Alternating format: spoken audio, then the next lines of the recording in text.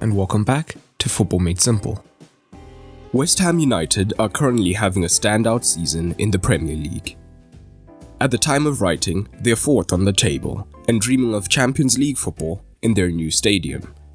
And all of this has been led by David Moyes, who in his second spell with the club has found a winning formula. What makes it even more impressive is that last season, they just about avoided relegation, finishing 5 points clear of Bournemouth in 18th. Tactical tweaks and intelligent transfers have facilitated this. But what exactly have these tactics been? Let's take a look. And if you want even more content whilst helping to support the channel, consider checking out my Patreon at patreon.com/footballmadesimple. You'll get early access to videos, exclusive videos, as well as access to the upcoming FMS video podcast. The first factor was, of course, intelligent recruitment, and will focus on the incomings. The key permanent transfers ahead of the season were Thomas Souček, Vladimir Kufal, as well as Benrahma, whose loan was then made permanent in January. A couple of intelligent loans have also thrived, including the previously mentioned Benrahma, Craig Dawson from Watford, and finally, Jesse Lingard from Manchester United. And formationally, David Moyes has shown adaptability. Early on in the season, he almost exclusively used a back three, most often a 5-4-1 that looked like this.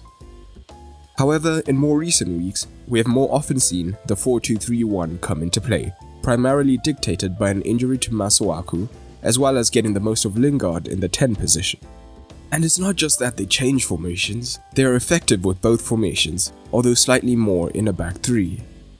In a back three, they have scored 1.71 goals per game compared to 1.5 in a back four. They concede 1.21 per game compared to 1.23 in a back four. This means that they do average slightly more points when in a back three, 1.71 points per game compared to 1.5 in a back four, although they are proficient with both. Let's dig deeper, starting with the build-up play. Unlike most teams found higher up the table, West Ham aren't bent on building from the back and are more than willing to play long if under sustained pressure. This, of course, is because they tend to play with a big target man, most often Mikel Antonio, although Sebastian Haller performed a similar role during his time with the club.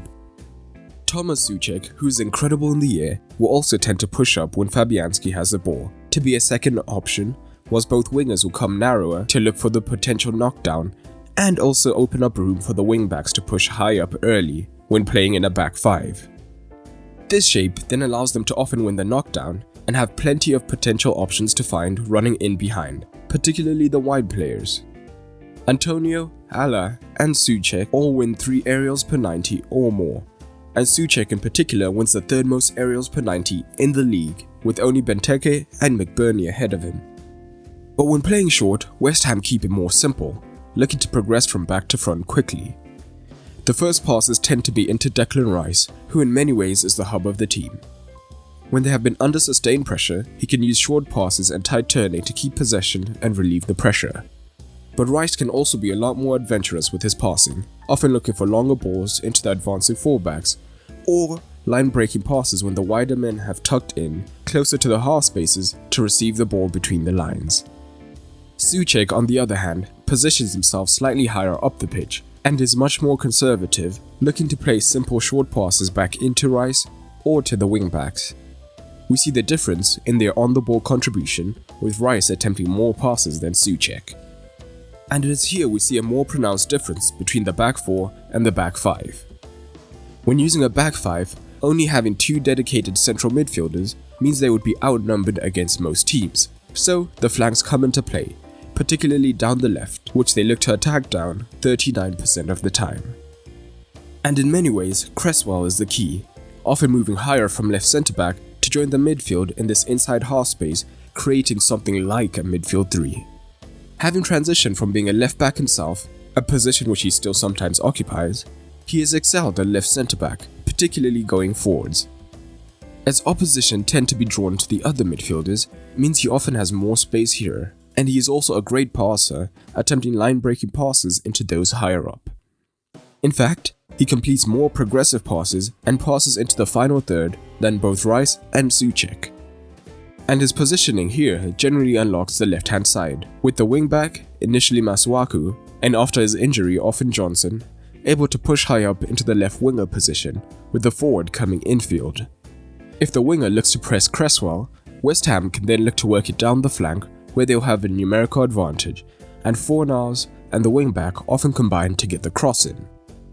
But when opponents drop deeper to cover this instead, it leaves Cresswell with more room to advance, and from these deeper positions, he has been excellent at getting crosses into the forwards. When Lingard starts at 10, West Ham are much more likely to attack centrally, as he often looks to drop deep early on to create a midfield 3. And he often spearheads the attack, looking to find men ahead of him. In fact, Lingard averages the most progressive passes per game for West Ham and is only behind Rice and Cresswell for passes into the final third. And having Antonio as a focal point means that when the ball is played up to him, he can often hold off men whilst runners look to get beyond him, where he can then look to play them in. But getting crosses in is one of the key elements for West Ham, with Antonio's predatory movement coupled with Souček also attacking the box, making them a dangerous aerial prospect. Let's briefly touch on the defensive end of things. West Ham are the lowest pressing team in the league, conceding 17.29 passes per defensive action, which has worked in their favour in this compacted season where most teams are losing their legs. They use a low to medium block regardless of the formation, with a particular emphasis on staying narrow and compact through the centre. And the double pivots are great at screening the centre-backs. This means penetrating through the centre is often difficult, and opponents are usually forced into wide regions, and down the right, Kufal is an excellent defensive fullback, looking to stop the crosses. But when the crosses do come in, the back 3 combined with Rice and Souček means they are rarely ever beaten in the air from crosses. And on the transition, West Ham can at times also look dangerous, with Rice in particular being the key. He can go for the direct pass into space to exploit the pace of Antonio. But we also see him at times carry the ball alone from box to box tirelessly before releasing a great pass into a teammate.